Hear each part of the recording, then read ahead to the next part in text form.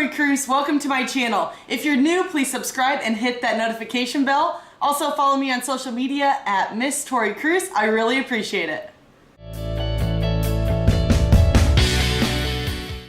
All right, we have Carl Dunn here. Thank you so much for joining the show on Highlights and Heels today. It's such a joy to talk to you, and I just am really looking forward to hearing your insight into the Pageantry magazine world. And I just really would like for you to share your journey from start to where you are now in the pageant industry, and also how you got involved. Do you have hours to go? Hey, we can go as long as you want. The whole history is going to be hours to go. I'm happy to be here for you. I'm kind of excited. It's a little bit different, me being interviewed by someone like yourself as opposed to the other way around. And so it's a little different for me, and I'm excited. Well, Pageantry Magazine, we're actually in our 40th year of publishing, but that's not how we started. We actually started the beauty pageant industry outside of Miss America 1921. Of course, it wasn't the first time recently that they had canceled swimsuit. Obviously, we know they did it around 1946. So Catalina, their sponsor, decided to start a system you're very familiar with, the Miss USA system as well. So in 1962, a gentleman and a woman, he was a world-renowned baton throwing instructor, a major at LSU, and she was a professional basketball player. They said, we're going to start pageants based on the Miss America system for young women and teenagers. That was in 1962. Wow. And in 1976, they had cut the company apart and we started another pageant system. So 40 years ago, we said, let's just take our newsletter, promote the positives of the industry, highlight other events as opposed to ours, and that's how Pageantry Magazine came into existence 40 years ago. So we've actually been in the business since 1962. Now, of course, myself, I didn't do a whole lot in 1962. I was around, but probably just, babbling incoherently. But I grew up, working behind the stage, sound systems, lighting systems, props, etc. And we would have sometimes up to 2,000 young ladies at our international finals that we actually used to hold in Miami, Florida. What are some of the challenges as an entrepreneur that you have to overcome on a daily basis?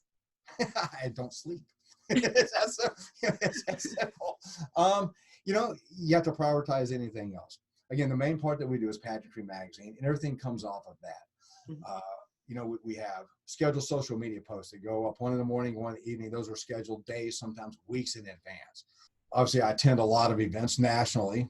Mm-hmm. We're lucky to be what I call Pageant Central, Orlando, Florida. We're only second to Vegas in space for conventions and meeting space. So, you have probably in the next 2 weeks, 5 or 6 different national pageants are down here in Orlando. And it's easy for me to just, head on out, do what I need to do. Present the Pageantry Spirit Award, speech, give some training, just some words of wisdom sometimes for what that may be worth. And then just come back to the office. What do you think, Carl, are your keys to growth? Consistency. The product that we put out is always consistent. You know what to expect. You know what's going to be in it. The quality is always there. We actually, even from a paper standpoint, use the most expensive white paper that there is, so there's no bleed through, since everything's in color, to the page before.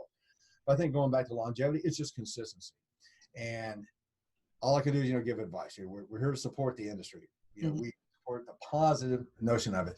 I don't think we've ever done a negative editorial on anything. We just try to ignore that. There's enough in mainstream media, trying to do clickbait and everything else. It's like, listen, I have never seen an industry unlike ours where someone like yourself, has been in it. And whether I'm interviewing them or just talking to them at an event or just on the phone, about life in general, that you can answer a question. And we're not judging it, it's not an event. And even a judge should not judge the answer, whether they agree or disagree with it. It's that, do you have an answer that is succinct, mm-hmm. that you can back it up? Besides, I love people. I want world peace. Things of that nature. And I think that's what our industry does. Look at whether it's the entertainment or the professional. Lawyers, doctors, legislators, entrepreneurs. Look what our industry does, and it prepares y'all in the young ladies and or men on some of them for life, really, unlike any other industry that I can think of. That's what we call it, the glamour lifestyle industry. You know, it's very encompassing, but it's wonderful to see the success stories that come out. You know, we've had a lot of celebrities on our covers, and most of those came out. The only reason I would put them on a pageantry cover is because they came out of this industry. You know me, you know, I'm kind of easygoing. If I tell you something, that's my word, my bond. And that's one of the challenges that we have today, you know, in society. You know, social media can be such a negative place, and you know, we log in the morning, kind of in the evening. That's why I didn't make sure, you know, nothing's, you know, snarky on there or whatever the case may be. But, you know, when you, a lot of us have lost that person to person ability to speak. I have 2 young sons, they're teenagers, and, you know, it's like, look at this person, look at this person. Not that I'm comparing, but do you see how it develops them? And, you know, they've grown up in the business as well as I did. And, you know, they've met, you know, celebrities along the way. When our president used to own, you know, the Miss Universe organization, he would come off the red carpet and always remember their names. Yes. Doing good in school, doing this, minding, you know, your parents, etc. And of course, their friends could not believe that you know, their pictures on Facebook or on their Instagram. You know, it's not the county fair and it's not a lookalike.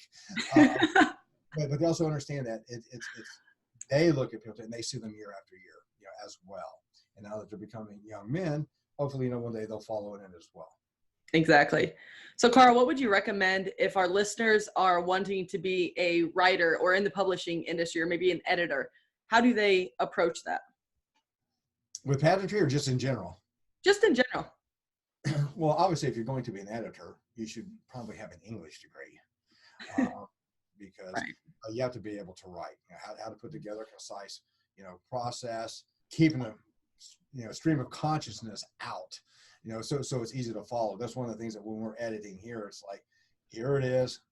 This is the flow of the event. We try to follow in our editorial the flow of the event itself. So going back to when we were talking about speaking, I know a lot of girls have, you know, maybe a fear of public speaking. How have you gotten over that fear of public speaking? And what do you recommend to the girls who are struggling with that? I've just gotten old. I'm just used to it now. And this is me joking about it. I don't think you ever get over a fear of it. I kind of touched and alluded to it a little bit before. Is, you know, when you're in public speaking, no one's really judging you, except maybe on social media if you mispronounce one word or whatever it may be. A lot of it comes from practice. You know, the more you can do it, the more comfortable you are within your own skin, within your own self. But obviously, too, you need to know the subject that you're speaking about. Now, if you're in a pageant, you have to know current events. You know, if it's a platform-based event, you have to know your platform. You know, because you're always going to be asked, you know, how long have you been doing it? Well, I founded it last week. Well, there's not a lot to talk about. So, you know, understanding those bios, you're going to be questioned on that. But understand what's in there and be able to answer any question. But again, if it's an event, there's a difference whether it's a panel judge or one-on-one. Just know your process. We want to know more about you. So that should put you at ease too. You know, when I'm judging, I'm like I'm doing right now. I'm having a good time trying to put you at ease. Of course, there are some people that are, you know, going to really try to put you, you know, see how you handle it. But if you're doing a speech, as a lot of you do, you're speaking to a local Rotary Club or fairs and festivals or, you know, congressman, mayor, governor, whoever, understand that you're there and they want to know you. They want to speak with you. And there's difference being your first interview versus being your 100th interview. The more you do it, the more you practice it, the better you will become. First time I had to MC, I was not a happy camper. My uncle, who was named, his name was Carl Dunn, by the way, too, says, get out there on stage, welcome the crowd. And there's like, you know, you're talking 1,500 contestants and friends and family. And I was like, shouldn't the MCs be doing this? No, not me. I'm the back guy. I'm the backstage guy, the producer. Why should I be doing this? And the first time, you know, it was a little nerve wracking. And then it was like, oh, what the heck? Then you get out there and you keep going. And now I enjoy doing it. I'm in a wonderful industry. You're in a wonderful industry. Anybody listening to this or reading Pageantry magazine, you know, we promote the positive side of it. You know, there's new and exciting events coming in all the time. But I would also tell anybody, but do your due diligence as well. Make sure these people who are they say they are.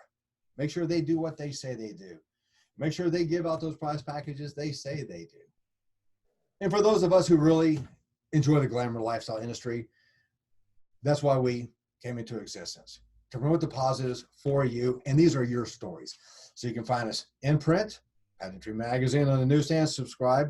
Again, you can subscribe online at pageantrymagazine.com.